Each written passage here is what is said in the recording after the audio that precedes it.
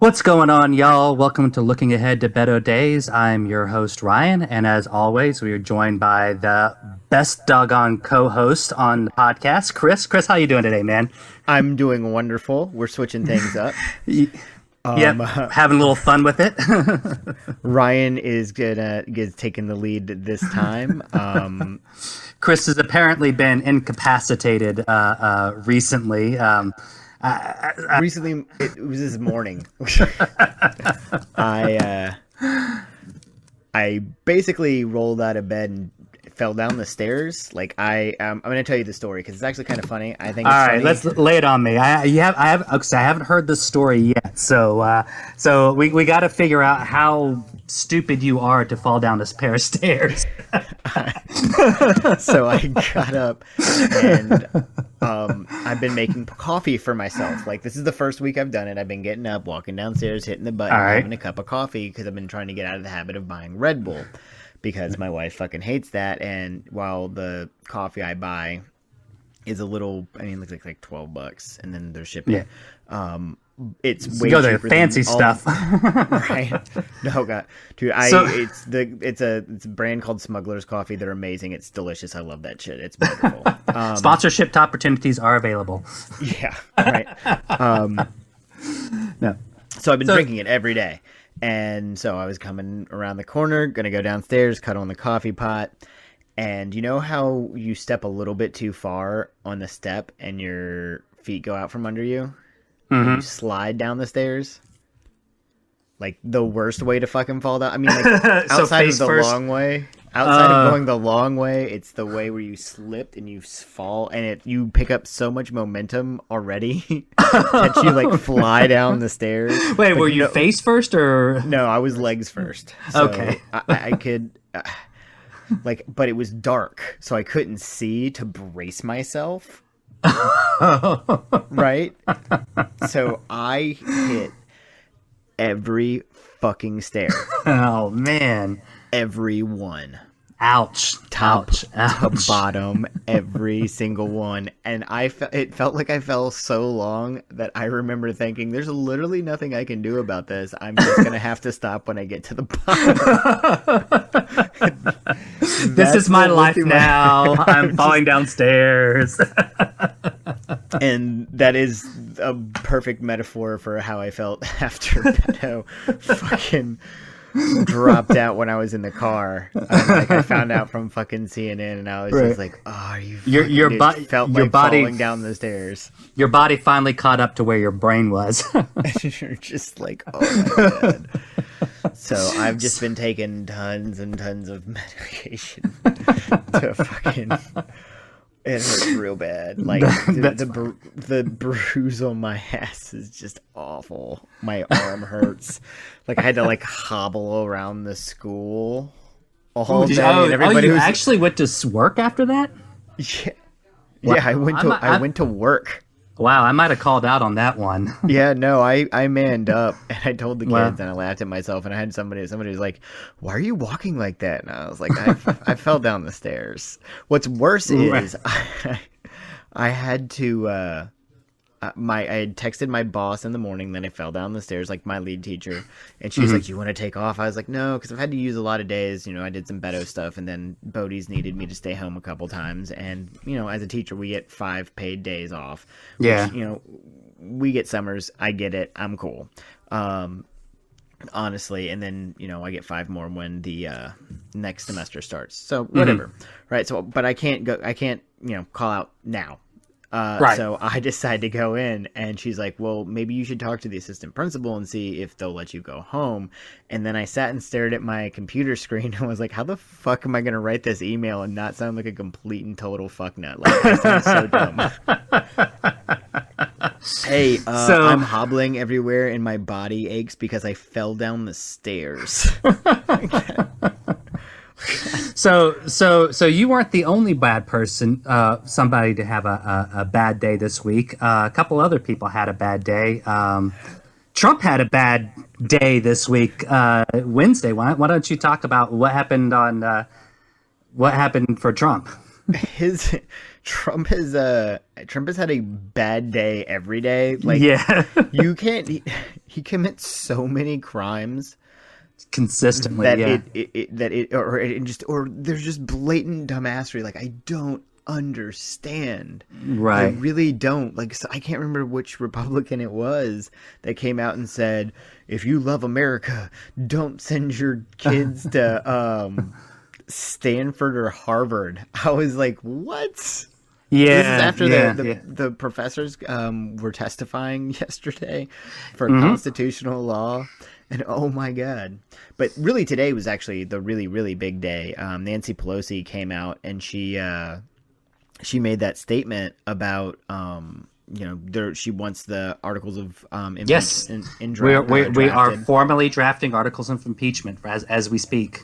So that's a big step. That's a historical step. How many have actually been crafted in history? Two. Two. Blowjob Gate and whatever Andrew Johnson did. That guy wasn't that bright. Right, because Nixon didn't even get to that point. They were Resigned beforehand. Mhm. Yep, and So here we fucking go. Giuliani is in Ukraine as we speak right now, like making shit up on Twitter. He told people, no, this is how dumb this motherfucker is. What are the odds you think he actually comes back to the United States? Never, that motherfucker's never. Do you He's there do you think he's forever. staying there? He's like, I'm here. I'm just gonna stay here. He'll be like Snowden. He'll end up in a. He'll be in, Oh no, end up in somewhere. the hope is the Ukrainians arrest his ass and they extradite him. That would be hilarious. How would you know?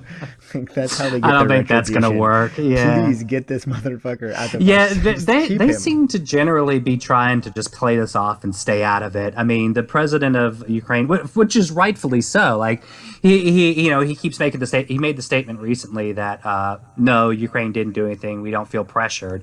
I mean, of course he's going to say he didn't feel pressure. That if he said he felt pressured, he would be a weak president of Ukraine and lose support of all of his constituents. Exactly. He's in a bad position. Yeah, so he's just trying to like, y'all deal with this, keep me the fuck out of it. Basically, it's all around. It's really, really, it's just real. It's a whole lot of dumb. Oh, and to add on to the Giuliani thing, right? He had been teasing that he was traveling and you couldn't know where he was, and then some like super right wing conspiracy theorist Ukrainian shared a picture of him and Giuliani in like Kiev. Like, what are you doing, man? Like, you are the It's like a stupid mob is what it is. It's a stupid mob. They are they're exactly what it's I guess it's idiocracy. The idiocracy of the mob. Like, I'm sure there's mobsters that are still out there, but it's not like in the heyday when you had like, Well, if like they're out there, the but real mobsters. right? I mean, they're out there, but they also are smart enough to keep their mouth shut. I mean, that's the whole point of the mob, not go around blabbing and then bragging about it on Twitter and releasing transcripts of your freaking bribery and then acting like it's stupid. They're just being stupid about it. Like, It's mind-numbing. Thank God he is incompetent. That's all I can say. Thank God he's incompetent. Exactly. But yeah, no, it's the idiocracy version of the mob is what they are. Right. But yeah, there's also going to be another people who had bad days. This week also Kamala dropped out. She dropped out of the race. So the field is definitely narrowing down. I don't know. I know a lot of Beto supporters. She was a big favorite of a lot of people. A lot of people wanted her, but I think she just ended up, having a lot of the same problems Beto did with the media, especially towards the end. you mean after Beto dropped out and they didn't have anybody else to after pick on, Beto so dropped the next out, but target once was her? they started really after she cuts that some of the process articles that came out, those started getting really mean, and then there was staff layoffs. There was that letter that went out from one of her staff. Honestly, seeing how some of the staff reacted to Kamala's quitting, it kind of solidified to me why Beto would have dropped out when he did, because when you start laying off staff and you start having to make the kind of cuts in order to continue your campaign, there's going to be hard feelings of, the haves and have nots. And, it's just human nature. So it kind of is like, all right, I guess I can kind of see it a little bit more now. It does clarify for me, why he would make that decision now instead of, running it out on a shoestring campaign. So, yeah, it makes sense. And the way it's all been treated pisses me off because Kamala was really she became my go-to after Beto. That's where I was thinking, she was the one I was really pulling for. And, we have a debate coming up where everybody's white, by the way. Mm-hmm. I mean, nobody's really backing. Nobody's. Oh, well, Yang's out. That's not fair. Yang isn't white. Wait. Did Yang make the debates? I know. I think he has. I think he still needs a poll. Okay, but that's what I mean. There's only 6 of them who have made it. Yeah, and it's just it. I mean, I don't know, man. I really don't like I don't like what we have. I don't like where it's going. At this point, I'm kind of in the boat of the primary candidate. The goal is in order to beat Trump, right? And so who's the best position to beat Trump? Whether or not I'm excited for him, whether or not, I'm going to be heartbroken about Beto and I'm not going to ever turn around. But like at some point, we still got to beat Trump. And the best hope and who's the most acceptable chance we have. I think the field is definitely narrowing. I mean, people. A lot of people don't like Pete. I don't see him having a path forward. Amy's still there. I do enjoy Amy Klobuchar. I like her, and I really do. I mean, I know she had those whole rumors about the staff and how she treats her staff, but, I liked her. I think she's funny. I think she's witty. Has horrible stage presence, but I think she's also going to... She gets in her groove, though. When she gets in a groove, she's good, and she impresses me when she's in a groove. That's true. Klobuchar was another one of my top picks too. I like her a lot. But she's still, she's kind of in that same bucket as everybody else, where she just really can't seem to get out from a low percentage. So, what's going to happen? Exactly. So we have decided that we are going to do something called Politics Roulette, where basically Ryan is going to come up with a topic that I may or may not know about. It's just a surprise topic. Oh, you know about this one. Do I? Yeah. Oh, sweet. Mine, he might not. But I also have a bonus one. I'm going to save that for the end, though. We're going to let you go first. And these can be, where these aren't necessarily current events, could be, anything really. So, why don't you go first? Since you got your bonus one, we'll see if we get the bonus one at the end. So you go first. Okay. All right. So I'm going to talk about the NATO meetings, but specifically not just the NATO meetings, but Princess Anne and the shrug heard round the world. What? Do you know what I'm talking about? No, I don't. So fucking awesome. So Donald Trump was meeting the Queen at Buckingham Palace. This is at the same time that video would have been being taken of all the world leaders making fun of his dumbass. I saw that one, and I saw the one where the Prince Charles, like, they quote unquote flicked him off, but really he was rubbing his eye with his middle finger. Oh, I didn't see that. Well, the Queen was standing, and Trump is standing in front of her, and Princess Anne is down the hallway, and the Queen waves her over, and Princess Anne refuses to shake Donald Trump's hand. And when the Queen says something to her, she just kind of like shrugs at her. Do it. So this motherfucker who thinks that he's respected around the world got his ass handed to him, and then had to leave early in shame. Oh, right? My no. In a million years, I would have never wished that a United States president would be the laughing stock of the world. He really is. God, I mean, the leaders so are laughing at him. He's people. I don't get it. I don't get what people see in this guy. Kool-Aid. They drink it. they I mean, they could go out Jonestown style, man. Like these people are, I mean, like I see it being potentially violent because of the rhetoric that you used and the things that he says and does. He's dangerous. It's a problem, and people don't think about that. They don't think about the kids that hear that and hear that shit from their parents, and everybody thinks it's okay. And we might not agree on politics, like which I hear a lot. And it's not about agreeing on politics, about agreeing on what is right and wrong, because politics is not putting children in cages. Politics is not kicking out kids who came here against their will, if you want to argue that way. And are doing nothing but helping our government. I mean, unfortunately, I mean, we keep saying this though, but Trump is just a symptom of. I mean, unfortunately, that is politics. That is politics for the Republican Party. It's not. I keep saying this. It's not enough just to beat Trump. We have to beat Trumpism. We have to beat everything about Trump, and that means like up and down the ticket in the Senate and the House and the state houses. Like there has to be a thorough rejection of this Fox News InfoWars propaganda machine. Like that whole thing needs to stop, because unfortunately it is politics. I mean, I wish I could say that Trump is unique in saying he wants to deport them all, but unfortunately he's just echoing what he hears on TV. And that's how he forms policy. Terrifying. He goes on TV, he listens to Sean Hannity, and then that's policy.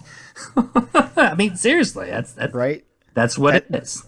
That's like detectives getting their learning how to solve cases by watching Scooby-Doo. Mm-hmm.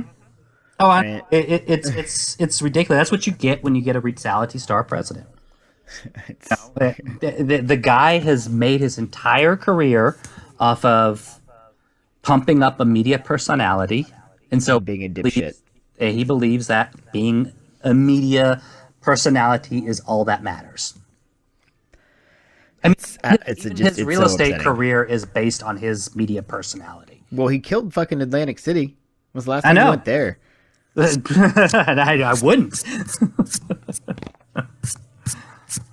It's awful. Sorry if there are any listeners in Atlantic City. Please like and subscribe and share with your friends. Please do. Please do. We know how you all feel about Trump there, anyways. Right. So it's your go. Like that was. I liked how that ran. Started with Princess Anne and her shrug, which was just absolutely fucking hilarious. All right, I got one for you. That's a little different. Okay. So I've been watching these docu-series on Netflix recently, a PBS docu-series on the Civil War. Sweet. And I know this is something that's up your alley because A, you live in Virginia, and fair enough. B, you teach history. So those two things make you an automatic expert about everything about the Civil War. That is not how that works. I do know quite a bit. I actually have a little bit of an interesting background in that. Okay. I took because of where I went to school, and what I do, I took a Civil War and Reconstruction class at Old Dominion University, which is in Norfolk, Virginia, and was taught by the oldest man alive. Oh, wow. Yeah, dude, he was like 1,000. Was he alive during the Civil War? He might have been. He fell asleep when he was talking, and when he talked to us, it sounded like this, and then he'd wake up real fast, and like it happened every fucking So, old ass Southern man teaching class in Norfolk, Virginia. So this question will probably ask you. All right. So, hey, I also took a Civil War and Reconstruction course at Monmouth University.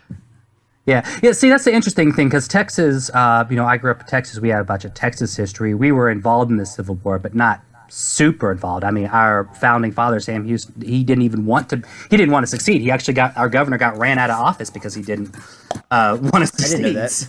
Yeah. He ended up retiring after that. So yeah, our founding father got kicked out because he wanted to stay in the Union, and to the end, he always maintained that. Anyways, so Robert E. Lee is always a big controversial figure. Oh dear Lord. Okay. And one of the reasons why people quote revere him is because he's a military genius. He was very He's probably like the number 2 greatest general in the history of ever. right. That's the theory. But I've been watching this documentary and I keep watching how completely inept the Union generals were, especially in the early Civil War when Lee was having all his success. I mean, these were people who had like 10-1 advantages and would lose a few men and then run away. And they did this over and over and over and just like did stupid stuff. It wasn't until Grant got in charge and actually like fought that they actually had somebody. So they spent all these years, you know, basically beating up stooges. So I'm wondering, like, you know, do you think the legacy of General Lee in all of this is somehow affected by the competition he faced? Like, we inflate him as a military commander because he fought such bad commanders on the other side? I absolutely not. Lee is, well, a controversial figure. You can't take away for the fact that he was a genius, and he proved that in a couple other occasions. He he was a veteran of the Mexican-American War. Right. He put down the raid on Harper's Ferry in like 15 minutes. Like he was clearly ahead of his time. He was clearly a genius. Now the Union generals were incredibly stupid. In a lot of cases, the Peninsula Campaign was an awful idea. You know, I believe it was McClellan. It was McClellan. It was McClellan. Who just absolutely fucking hated Lincoln, made Lincoln wait 45 minutes, and it became a pissing contest. Like, you can't do that in war. And granted, I get that Lincoln was a little bit obsessive with shit, especially with like telegrams and putting out orders to the front line. But at the same time, you still have to have the tenacity and the courage to, or the mental fortitude to keep fighting and pushing forward. You don't get that until Grant. Grant didn't give a fuck. They lost so many men. It was like 5-1 or something like that, but they could back it up. Yeah, and that's ultimately what won them the war. Is just they finally got a general who could put their superior numbers to bear and grind it out. Because unfortunately, that's what it would take to win the Civil War. There was no other way. You had to grind it out. Unfortunately, that's just what it took. You know, and it was, and unfortunately, we lost a lot of people, and you know, it came from bad decisions and bad deals throughout our history, and it's shit that we're still dealing with today. Oh yeah, I mean, the fact that we're arguing over these monuments that weren't even built during or directly after the Civil War, they were built in the 1920s, and oh yeah, by the way, a lot of them were built on the sites of where they used to sell slaves because they were used as intimidation. So these people are like, well, you should have, you know, this kind of stuff. We need to yeah, they don't need to be fucking monuments. You can put that shit in a museum. Right. Are there any monuments in your hometown? Are there any monuments there where you live? Not that. There is a Jefferson Davis Elementary School, but I believe they're changing the name of that school. I can't think of any. Now, if you go to Richmond, that's Richmond. I mean, yeah, Monument Row. It's all of these Confederate generals, and then Arthur Ashe. So, I mean, this is something because my wife is from Fredericksburg, obviously. She, you know, these are historical areas, and there's a lot of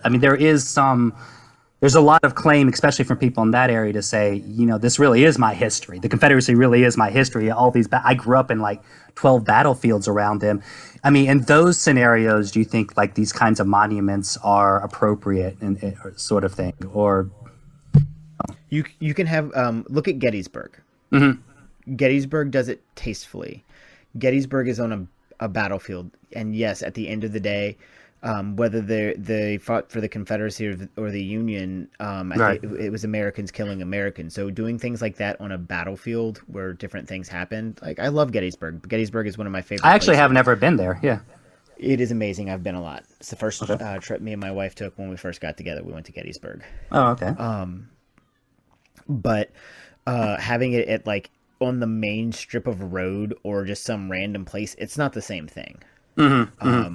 Yeah, see here, one's a grave marker. Yeah. One is a show of, fuck you.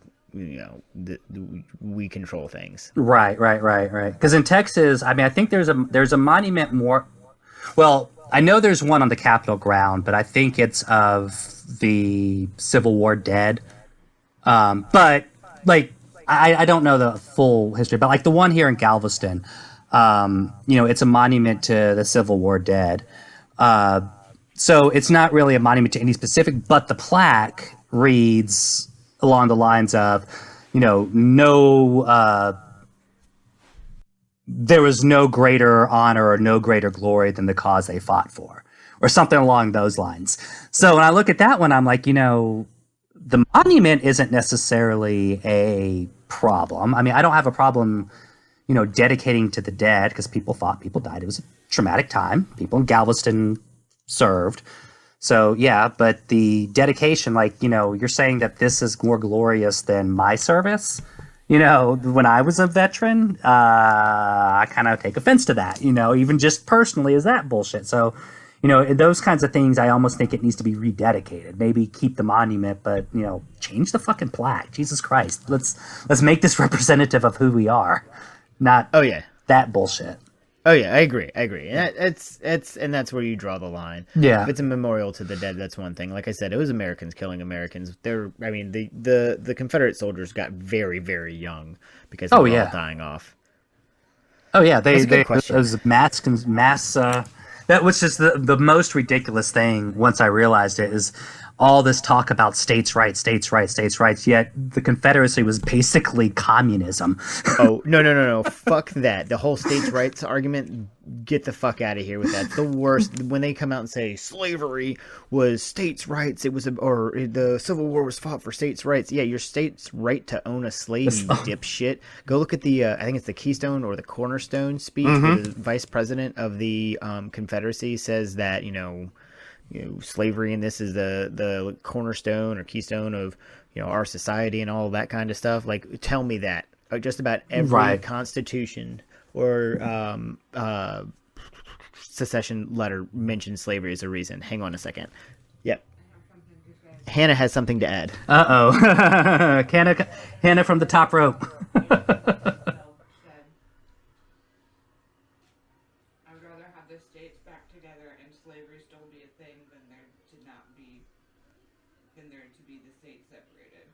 Oh yeah. Oh yeah, because basically she said that Lincoln said that he would rather have the states back together and have slavery than have everybody be apart. So, it wasn't about that at all. Early war, he was very, very.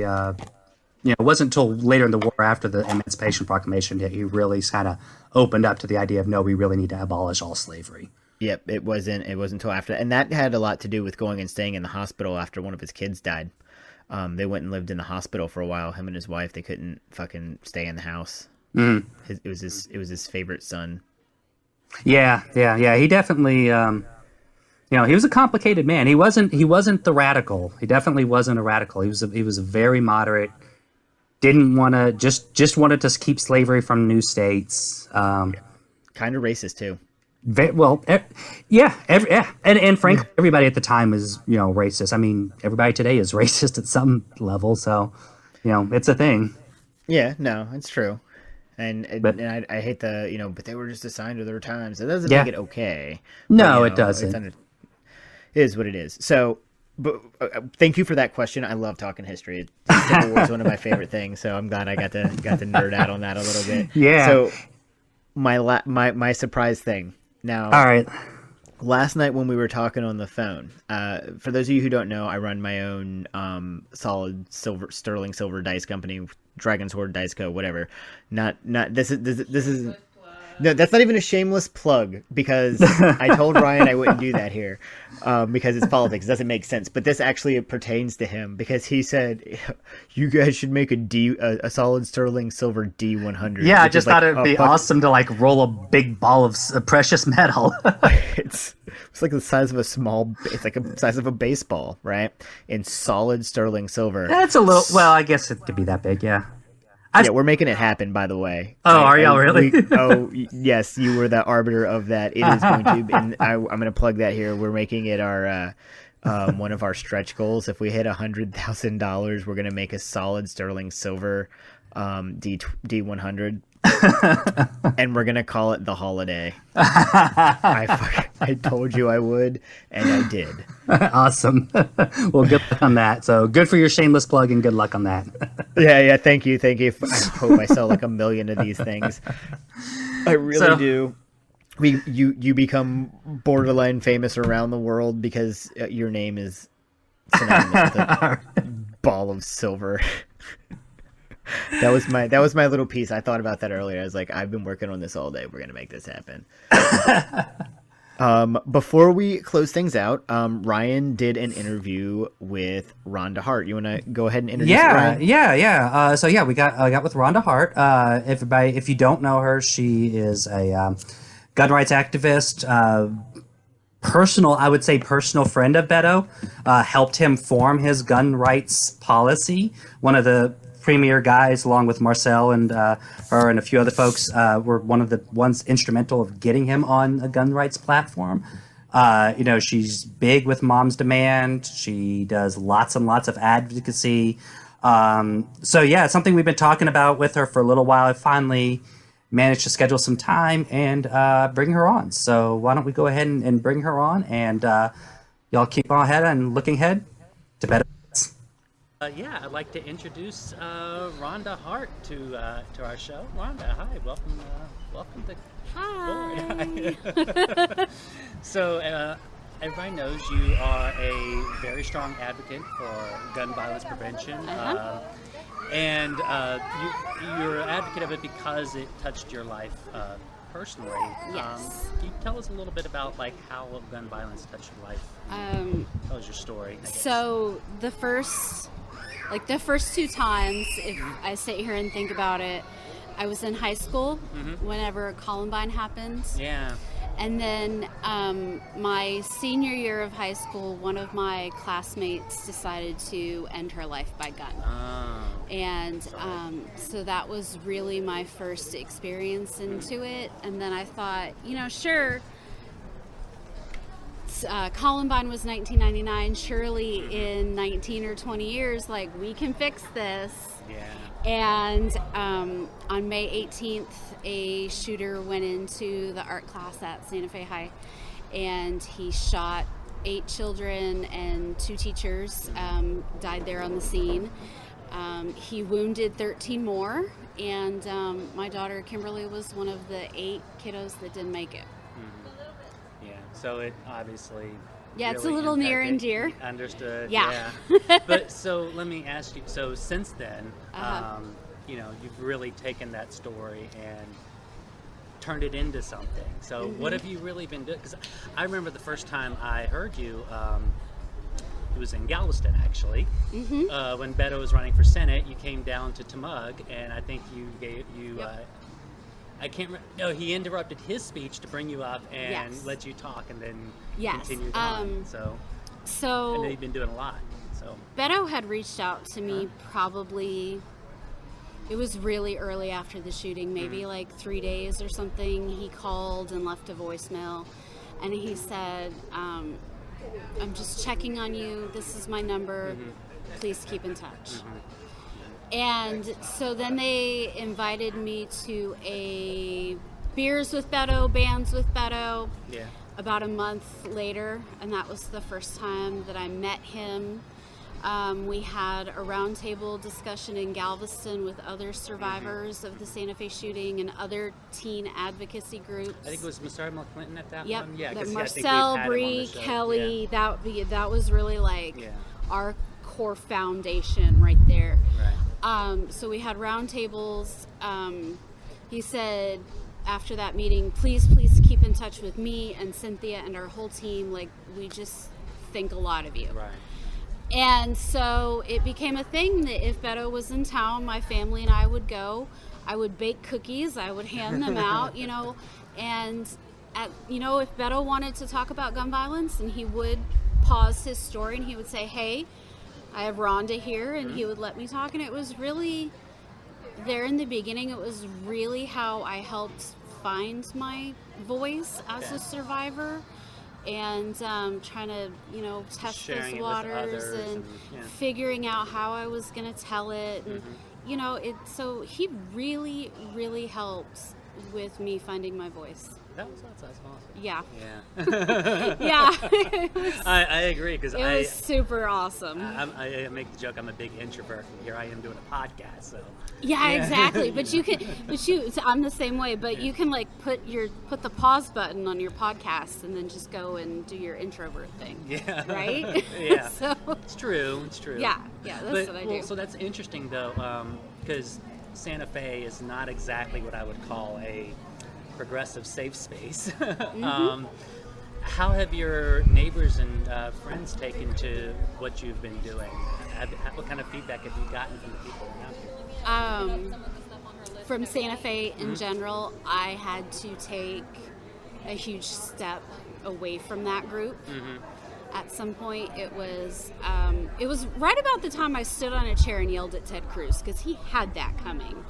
He has a lot of that coming. That needed to happen. Right. And it was right about that time that members of the school board were questioning my veteran status. They were apologizing for my behavior on forums that I wasn't even a part of. I was being accused of Beto paying my bills and buying all the new furniture for my new apartment. And so I genuinely had to take a step back. Yeah, they get pretty petty about that. It's pretty sad. Very hard. Yeah. And it was very, very heartbreaking, because I was a member of the community down there for a long, long time. I was a Girl Scout leader. I was a school bus driver. And they were okay if I was behind the wheel in the bus and protecting their kiddos. But when I said, maybe they shouldn't get shot at school, that's when they had a problem, unfortunately. Yeah. It is sad, and it's kind of sad that seems to be part of the playbook, is attacking the victims. And it's frustrating. It's frustrating for everybody. I know it's incredibly frustrating for you. And you're living it. It's very, very hurtful. Yeah. When people come up and they're like, "Oh, you're a gun grabbing da da da da da," I don't give a flying rat's butt what you you can do. curse. This is a Beto podcast. Good. You can curse as much as you want. I don't give a rat's ass what you do with your gun. I just need you to lock it up. Yeah. And be responsible with it. Other Right. than that, I really don't care. Well, so let me ask you that, Okay. because that's kind of, everybody takes gun advocacy. There's a million different ways you could, address this problem. What are the big things the big areas that you see that need to be addressed with this issue? So, like, my top 4 would really be a universal background check, defining and clarifying safe storage across the state of Texas and the country in general, and implementing a red flag law. All 3 of those things would have helped prevent the Santa Fe shooting. And then, because I'm a veteran, I'm going to add number 4 in there with either banning the AR-15 or finding some way. We're going to tax the hell out of it. We're going to regulate the ammunition. We're some way to regulate AR-15s. Maybe we just stop production, and if you already have one, great, but we're just maybe not going to make any more. I agree. I think I've even said this on record. I don't necessarily have a problem with some civilians owning one under certain conditions, but the environment we have right now, where you can just have one and keep it under your bed. Yeah, I'm not a that's fan of good. that. No, and Beto was he was talking to some high school kids at one point, and the high school student they were a hunting family, and he said, when we go hunting, if we use an AR-15, it actually provides a quicker shot, so the animal doesn't suffer longer. And I know that it provides a longer shot too. So maybe I wouldn't have a problem with it being kept at the range. Right. You pay a fee, you sign on the dotted line, and then you can borrow it for 3 days or whatever to go on your trip. Yeah. And we know exactly who you are and what you're doing. And I with think it. that's the big point, is that a lot of these things are just kind of ideas. We want gun owners to be part of the conversation with it, but we want responsible conversation around this. But here's the thing, is they get so bent out of shape and they get so wrapped around, oh, you're going to take my gun. Mm-hmm. No, I don't. I never said that. And if you're a responsible owner, I think you need to do your due diligence to go and talk to your representatives about, hey, this is how I keep it in a safe. Hey, I do respect a background check. Hey, I do think that people in a mental crisis maybe should not have a gun. Because if you don't, and then we come in and we end up, by some grace of God, regulating the hell out of your weapon and you didn't speak up, I don't want to hear your complaints. You didn't vote on this. Like, you need to be part of the solution. Exactly. Yeah, don't just sit there and bitch about it. I make this statement, like, I have family members who have arsenals, but they keep them in gun safes. Ammo stored separately. Yeah. They're responsible. They're federal cops, so they're responsible. Like, about this, do me a favor and go to your representative and say, hey, this is what it looks like. This is what it needs to be when you put it in a lockbox. Right. Like, that's getting back to what responsible gun ownership should be. Is basically what it is. Yeah, exactly. Yeah, exactly. So, what have I been doing since the events? Yeah. Let's see. Well, you said you did a lot of interviews. How many did you say you did this year?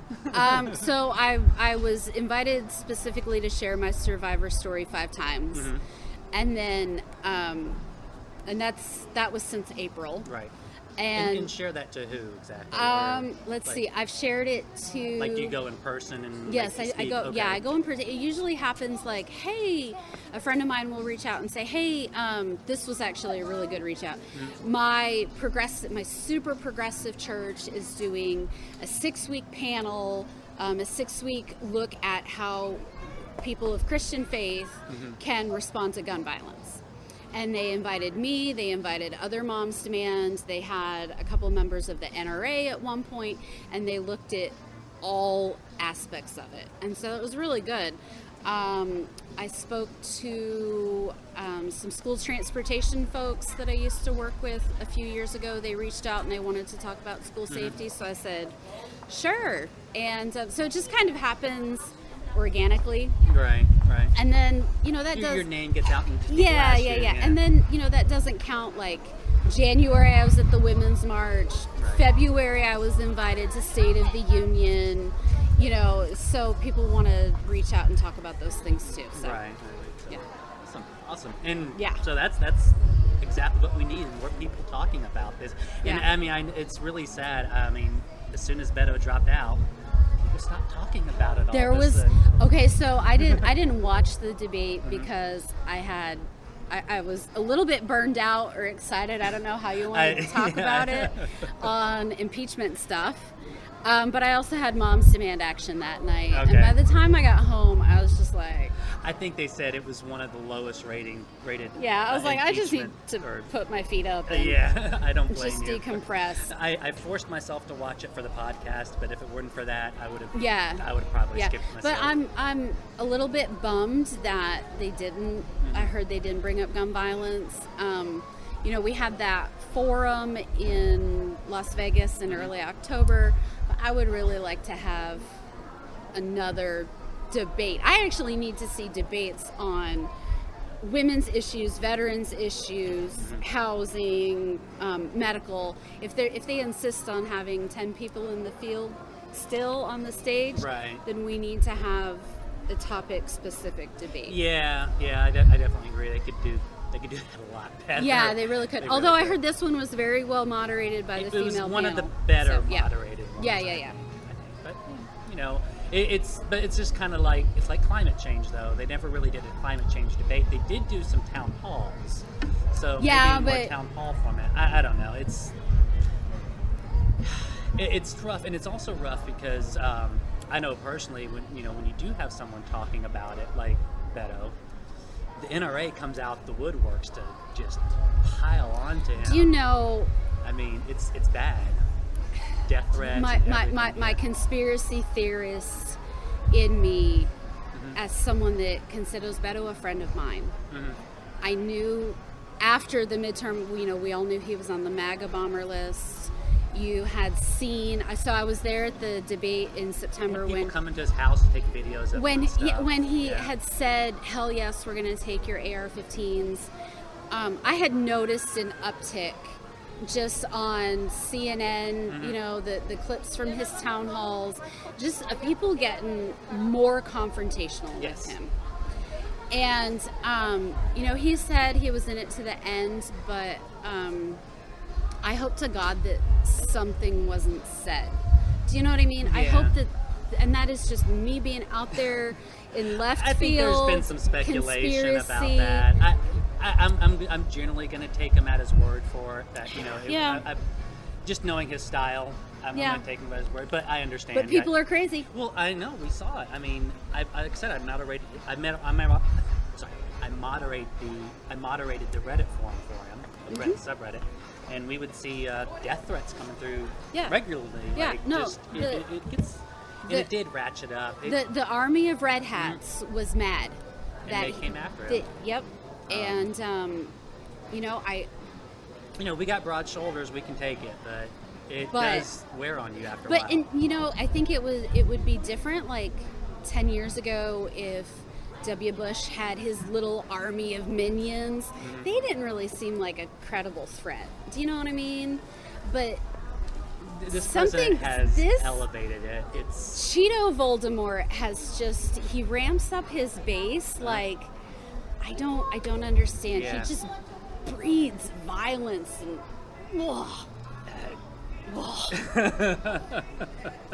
Exactly. I think you couldn't said it better myself. It's just gross. Yeah. Well, hopefully, we got 2 opportunities to get him out in the next year, so we'll either vote him out or we'll knock on wood. Or he'll get impeached, because I don't know, this impeachment stuff is or, you know, he I wouldn't put him past him to say, "Oh, I'm too ill." Oh, the stress. I've heard that theory a couple of times. I'm kind of on he's too egotistical to do that. Yeah. I would hope that that's the face saving out, but no, I don't think so either. I think even if he got voted out, we would have to FBI would have to drag him out of the Oval Office. Oh no, he's gonna do you have kids? No. Okay. So when kids are little preschool toddler age, they like to sit on your foot and wrap their arms around your legs like a koala bear. Right. He is gonna be like some koala bear. He's gonna spread himself out on that desk and latch himself down. It's gonna be like getting out dry rot. That's because he knows the second he leaves office, he's gonna be in some real trouble legally. He's got a lot of skeletons that are pending right now that came out from No this. kidding. No kidding. It's coming. Just keep the faith. I have a countdown on my phone to Election Day 2020. So I'm going to ask you, everybody's been asking me, have you thought about who you're going to support yet, or are you just kind of out there right now?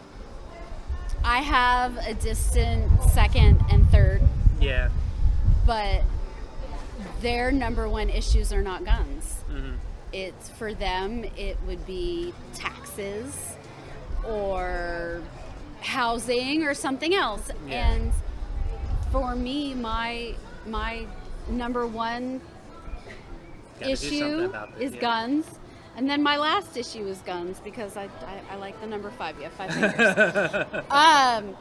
So, Beto was really that one, especially after the El Paso shooting, that guns are a hot button issue. Yeah. And he was not before the El Paso. It definitely he was supplied he it was for him, but I mean, El Paso, that shooting just, because I remember even during the Senate reign, everybody talked about how the mandatory buyback is going to kill him in the Democratic Party, and I completely disagreed.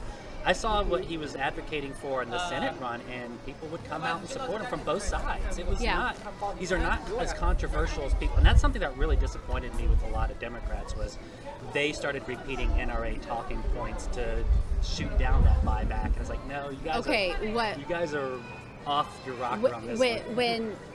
When we were in the forum in Las Vegas, Mayor Pete sat there in a room of survivors and advocates and called a mandatory buyback of AR-15s a shiny object, and we shouldn't get distracted by it. And I was like, you know what?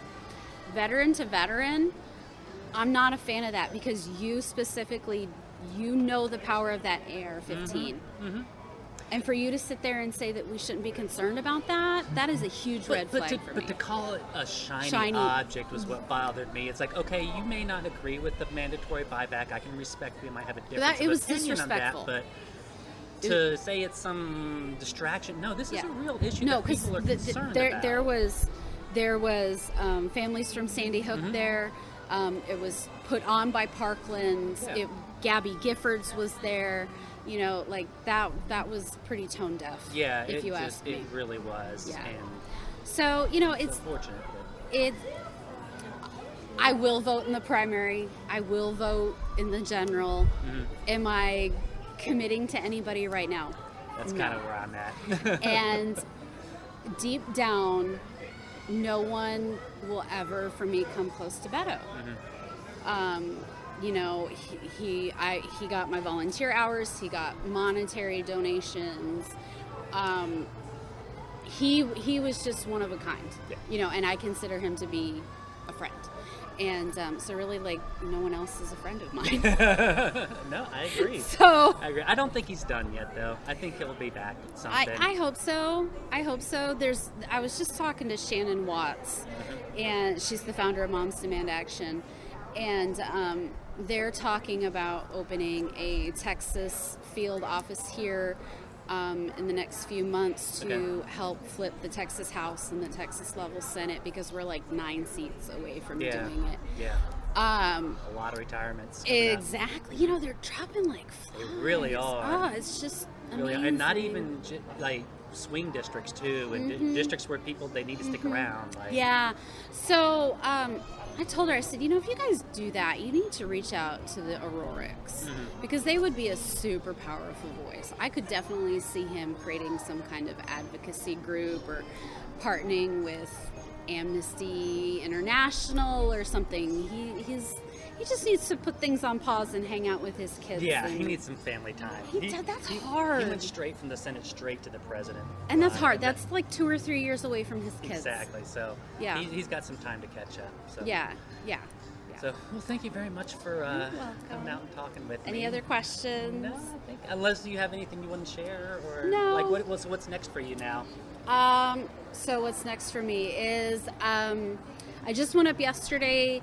My representative for this area, Randy Weber, was my representative too. So he has told me in the past to my face that he voted no on HR number 8, which was the universal background check. He told me he voted no on that because he thinks the Second Amendment is a God-given right. So yesterday he did a energy committee hearing with Lizzie Pennell Fletcher, who chairs that subcommittee. And they were, Weber's office would not tell me what his schedule was. So I just emailed Fletcher's and I was like, hey, what's up on Friday? And they told me, I said, oh, you know, I can be there. And so I showed up. I had copies of 3 common sense gun bills that were written by also not our representative. They were written by Sheila Jackson Lee. So one of them is the Kimberly Vaughn Safe Storage Bill. The other one is the Sabika Sheik Firearms Licensing and Registration Bill. And then the last one is the Santa Fe Victims Memorial Fund. And so the first 2 bills obviously are safe storage and registering of firearms and or ammunition, if we have to go that way. And then the Santa Fe bill takes all of your gun sales out of the garage or the yard sale or the parking lot. Into private sales kind of thing. Yeah. And it just says that if you're going to sell your gun, you have to take it inside of a brick and mortar shop.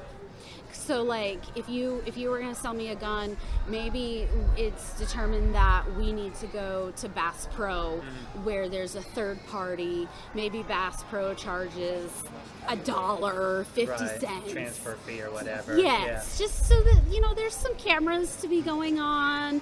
There's kind of a neutral third party to be had. So it's just kind of like that extra safety measure. So I hadn't been able to see Representative Fletcher and Representative Weber. He's like the Yeti.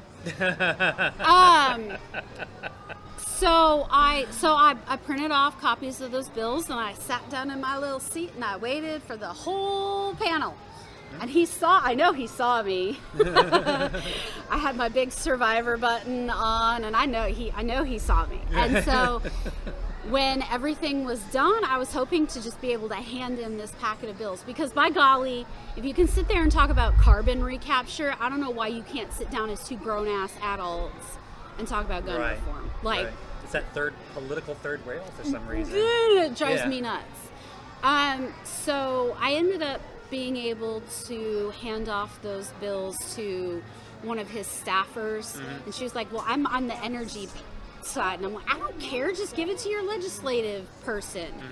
And then Lizzie Pennell Fletcher, she did take the packet of bills from me, and she said, okay, I'll pass this over to whoever I need to, but I will take a look at it. Okay.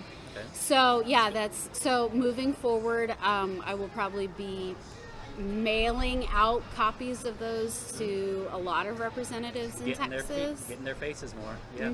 Yep. That's what it's about. I mean, that's what democracy is. You gotta petition your government. You gotta get in their face. Yeah, and I'm really sick and tired of skirting around this issue. Oh, we're only gonna try to go for background checks this time. Oh, we're only gonna try to go for safe storage this time. You know what? We need to just get all this in a snowball, just one great big snowball, because they call us snowflakes. And we just need to get this great big ball of gun violence issues and bills, and we just need to throw it at them and see what sticks. I agree. Okay, if you don't like safe storage, then let's go for regulating ammo. If you don't like that, then let's go for this.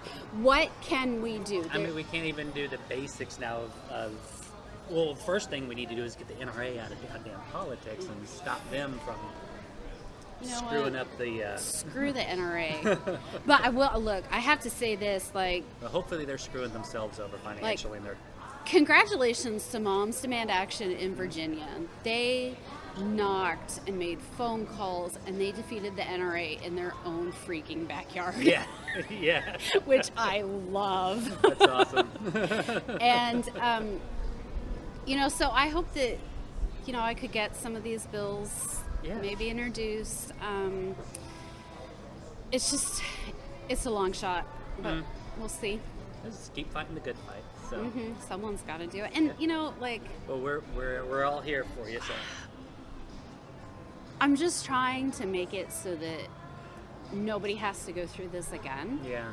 Nobody has to be sat down in a chair by the chaplain, with people that aren't biologically your family, and be told that your child was shot. Right. Because this is like the worst. This is the worst thing ever. This is not what you want to be doing. No, you can't get any lower than this. Like, this is bottom, unless something happened to my other child. This is bottom line, the shittiest thing that can happen to anyone ever. And 5 years, 10 years down the road, if we can just save a couple of families from this level of suck, then you know what? I've done my job. Thank you very much for everything you're doing. And thank you for meeting me. You're welcome. Hey, anytime. I might take you up on that. Yeah, I mean, you're local. Yeah, I'm right down the road. So. Yeah, I live across the street. Exactly. Yeah. All right, well, thanks again. Ready.